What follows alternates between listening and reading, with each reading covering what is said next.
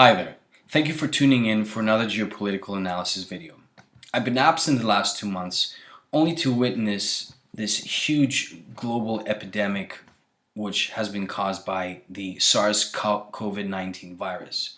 Now, last time we spoke, I actually described that the entire energy market and also the world economy will be hit by the aftermath of this virus. And we're slowly seeing this, especially the unprecedented hit that the oil industry has taken.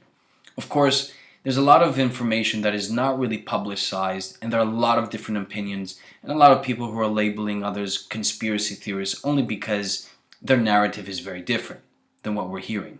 And the news media has done a tremendous job, you have to admit, in fear-mongering people, when only a small percentage of people who are actually contracting the virus are actually dying from it. There are a lot of cases where people were lumped into the stats of people dying from COVID-19, and actually a lot of countries, especially in Europe, had to rearrange the numbers because they were completely off. So let's jump into the topic. Now, as you know, in my previous video, I did describe my opinion that it is something that I believe was engineered in a lab with a purpose to steer the economy and also to attack certain markets, such as the oil industry. And we do know that China and US is right now in hot waters, and especially what's going on in the Pacific Ocean. So, first point, I want to present to you the Nobel Prize scientist, Luc Montagnier, who recently steered the scientific community after he stated that the virus was lab engineered. Now, before the media and all the corporate cronies attacked him, let's do a little bit of a research of who this Luc Montagnier really is.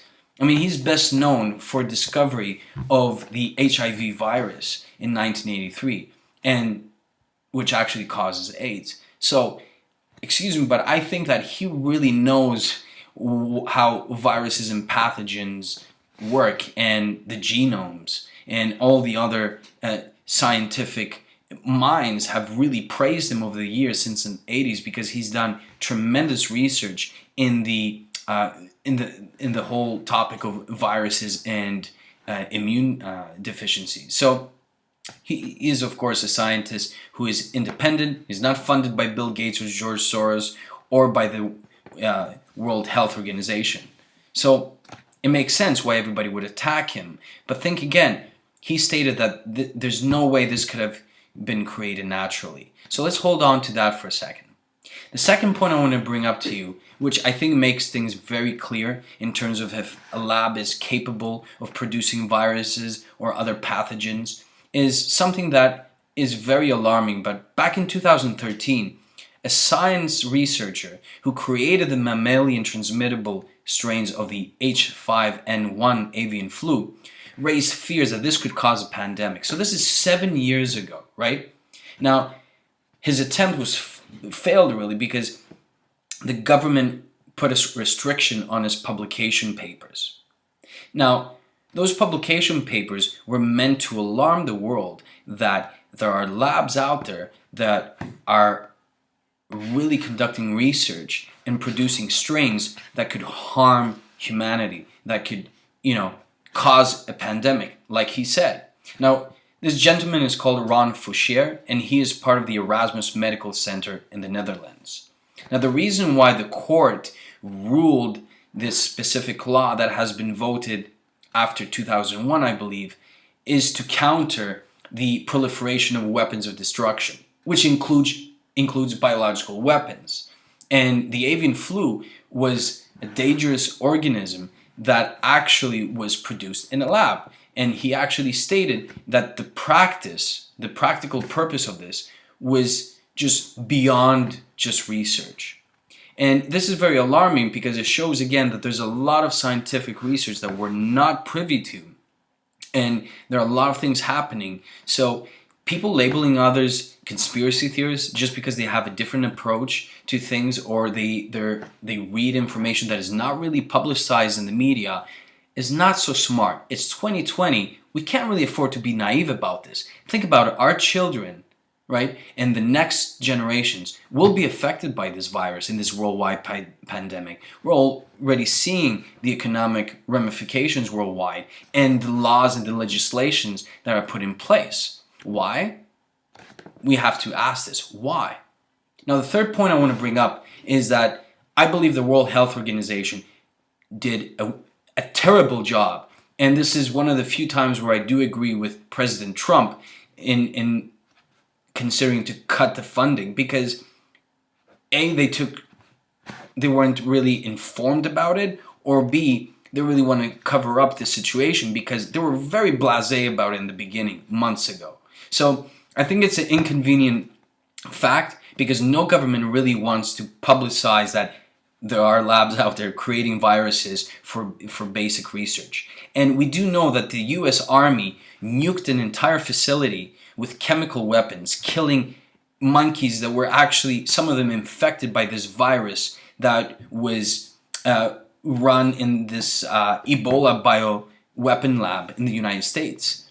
So this is not, foreign to us. We know that labs are capable of doing this. And biological weapons are something that we've been hearing for decades now. Several movies have been produced with this. So and books have been written about this. So this is not unrealistic at all. So after all this, do you really think that the media and governments are portraying the truth? Are they really presenting the matter of these facts? Think about it.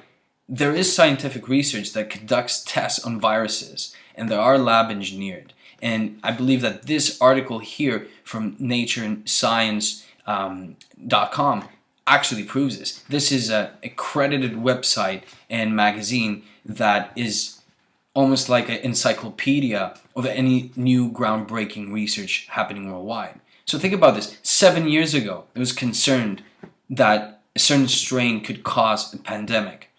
I mean, again, what would we say to our children in the next generations when we really ignored and acquiesced to this information and didn't dig deep just because we're listening to the fear-mongering media? I mean, I believe it's a citizen's duty to question and not to be complacent, right? And it is clear here that there are things happening under our nose, hidden from the public. And that really infuriates me because I believe we should be privy to the truth, even if the truth is bitter. Now, there has been some theory going on that George Soros owns a lab. And I came across some information, whether or not it's false or not, I can't really prove it, but it does really show that there's a connection between a Chinese lab and it is purposely used for research study in China. And there's a connection between George Soros. You can look it up yourself, and whether or not this is true or not, George Soros is actually responsible for destabilizing national economies and currencies. So I believe that this is not a theory. I believe this is actually true, because we know that China and the US are at war together. We do know that there are a lot of people, a lot of investors who are really banking on the removal of Trump, and not to be re-elected, of course. Anyways, this is what I wanted to share with you. Make the information what you will, but I definitely think this topples the narrative of the media. So thanks for tuning in, and please subscribe if you liked the video and share. Thank you.